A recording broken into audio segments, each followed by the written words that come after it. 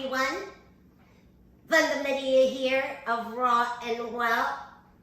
Today I am in my new kitchen juicing for the first time, and today I have mostly jelly bellies, and these are beautiful organic jelly bellies. One for the show.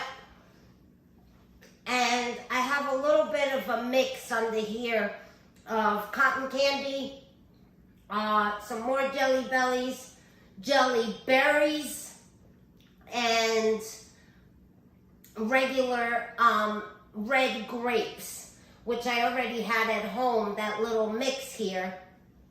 And I got lots of jelly bellies because they were $2.99 a pound, which is a great price, and they're organic. So I figured I would juice some today. So let's get started. I am juicing in my haram juicer. And so what I do is, of course, I set myself up to make sure I have everything that I will need to juice on hand here. Losing a couple of grapes here and there. And then that way I could just go straight to juicing, and I have everything I need here. Because especially now where we just moved in and I just finished organizing the kitchen, I'm still a little quirky about where things are. It doesn't come automatic yet. It'll take some time for that. And so I really prepared myself this time. I have my jars here ready to go. I have I have all my covers for my bottles. I have my pitcher here that has a spout, so it goes right in there. And as you could see, this pulp comes out pretty dry, which is amazing. And so I set myself up really good so I have everything on hand. And I think that's one of the most important things we could do is mise en place, prepare ahead of time, have everything in place, ready to go, so you could just do your task at hand and continue to progress into the job at hand, right? So that's why I really love to have everything ready, and so I don't have to stop and walk away with my hands wet, etc. So the pulp comes out this end, and here we get a nice clear juice, as you can see. And I pour it into there because it has a better spout for the small bottles. I'm going to turn this around a little bit so you can see better what comes out of both ends. And as you can see, this is where the pulp comes out, and now I'm getting to the other grapes here. Oh my goodness, sorry about the noise, but sometimes this happens, right? I dropped my pusher that I really don't need, but I'm going to pick it up and rinse it just in case I do need it. It's ready for me to go. And as you can see, the colors are now changing. There's some cotton candy in there, some regular red grapes. And one of the things I do when I store my grapes in a bowl like this is I put a paper towel at the bottom, or a tea towel, or a flour sack towel, but when I got the grapes, I didn't have all of that unpacked. So the ones on the bottom were the ones I had in the refrigerator for a couple of days.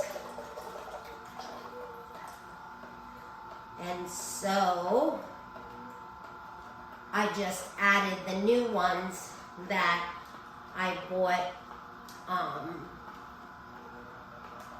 couple of days ago. I did a nice fruit haul because we were out of everything from this move and me trying to get everything put away and unpacked. Still got some unpacking to do, but the kitchen is done, and I was excited to do a video for everybody because I haven't been in this kitchen yet, and I'm really excited about it. The lighting is great, and I have a lot of counter space, which is amazing, and I'm able to put the camera in front of me, and you can see my whole kitchen. So I'll be doing a lot more videos as we go forward in time. So I'm excited about that, to bring new videos to everyone on YouTube, and getting back to Clubhouse for my rooms. My clients and my followers are wondering when I'm going to be back. And so hopefully this Monday I will be back on Clubhouse. So as you could see, this is what goes on. A little bit of paper towel mix there. But it holds the moisture away from the fruit so it doesn't get moldy, and so it doesn't go bad so quickly. So that's why I do that. And as you can see, we have nice clear juice here, which is amazing. All right, and what I do with that is, of course, pour it right into the containers. And as you can see, even with the small spout on this bottle, I'm able to pour the juice really easily without spilling all over the place. But because these countertops are white and I'm still new to them, I want to make sure I don't stain anything, so I even put a ShamWow rag underneath it to catch anything that I might spill, because fruit at times will stain, and so I don't want to take that risk. But this is pretty solid countertop that should hold up to stains, but I don't want to take the chance. And so, because they're just so beautiful and white, not so efficient in the kitchen, I guess, right? To have white. I'll be wiping these down forever. All right. So I just wanted to quickly come on and just show you how I've set up my kitchen. I'm excited to have my baker's rack back in the kitchen, where in the other house I was at, I had it in the hallway and I couldn't even see it from the kitchen, and we call that the kill zone, because for some reason everything ripened in no time there, where here it's really well centered and the AC is right here, And so nothing is gonna go bad very quickly here like it did in the other house. So again, this is how I do it. I pass it from this one, and this grape juice is pretty easy. There's a couple of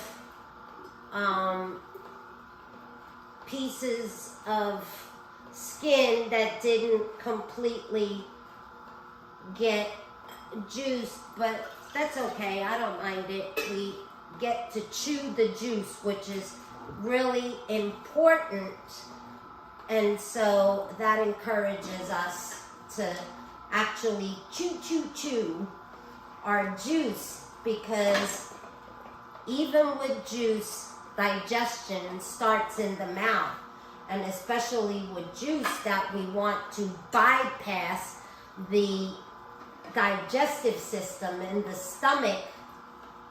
And so you should definitely chew your juice. Swirl it around your mouth as if it was a fine wine. No pun intended, but actually pun intended, because they're grapes, right? So that's what you make wine out of. So that big bowl, let's see how much it makes. A big bowl of grapes made quite a bit of juice. It made 3 liters of juice, which is a pretty good yield for grapes. So as you can see, that one didn't quite fill, but I dropped the grape. 3-second rule. These are just so good. I can't wait to enjoy this juice tomorrow. And here we are, all done. All right.